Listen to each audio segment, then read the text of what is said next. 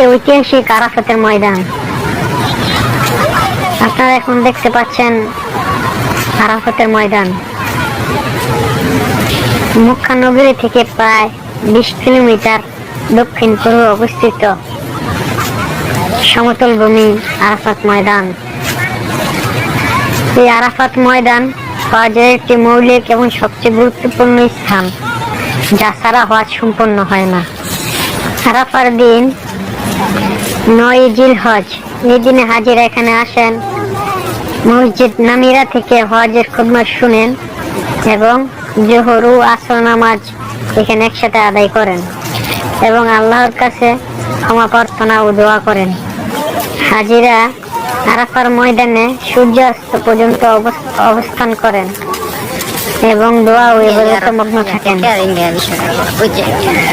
শুধু কেবল হজই না, হজ ছাড়াও পুরো বছরই এখানে হাজিদের সমাগম থাকে।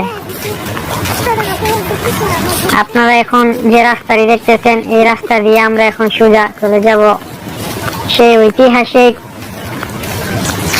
জাবালে রহমত পাহাড়ে। এই যে দেখতেছেন জাবালে রহমতের গেট।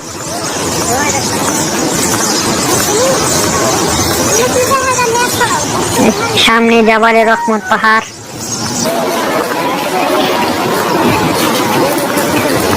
শুধু বাংলাদেশের হাজিরাই নয়, পৃথিবীর যত মুসলমান হাজিরা আসে সবাই এখানে ভিজিট বা জিয়ারা করার জন্য আসে। এই যে সামনে আপনারা পাহাড়টি দেখতেছেন, এই পাহাড়টি এসে ঐতিহাসিক জাবালে রহমত। এই পাহাড়ের প্রতি রাসূল সাল্লাল্লাহু আলাইহি সাল্লামেরও অনেক আবেগ ও ভালোবাসা ছিল। রাসূল সাল্লাল্লাহু আলাইহি সাল্লাম এই পাহাড়কে অনেক পছন্দ করতেন।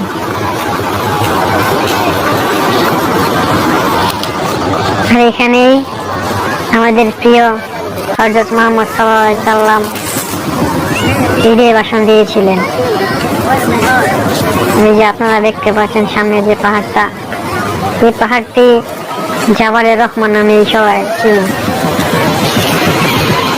বাবা আদম ও মা হাওয়া আলাইহিস সালামকে দুজনকে দুই জায়গায় নামিয়ে দেওয়া হয়। বাবা আদমকে নামাই দেওয়া হয় আমাদের সেই পার্শ্ববর্তী দেশ শ্রীলঙ্কাতে, এবং মা হাওয়া আলাইহিস সালামকে নামিয়ে দেওয়া হয় সৌদি আরবের জেদ্দায় একটি স্থান।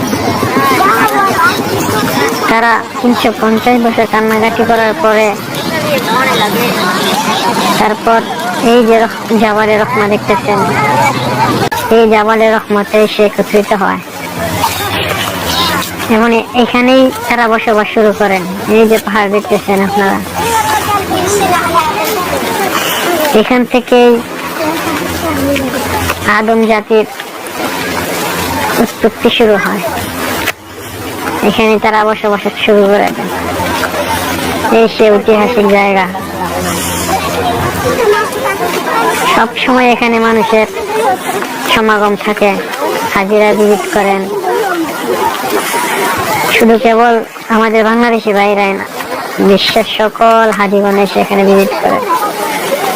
অনেকে নামাজ পড়েন, তারপর মনের যে বাসনা আছে আল্লাহর কাছে দোয়া করেন। এই সে ঐতিহাসিক জায়গা। দেখুন, এই সে আরাফাতের ময়দান। আরাফাতের চারপাশ শুধু পাহাড় আর পাহাড়।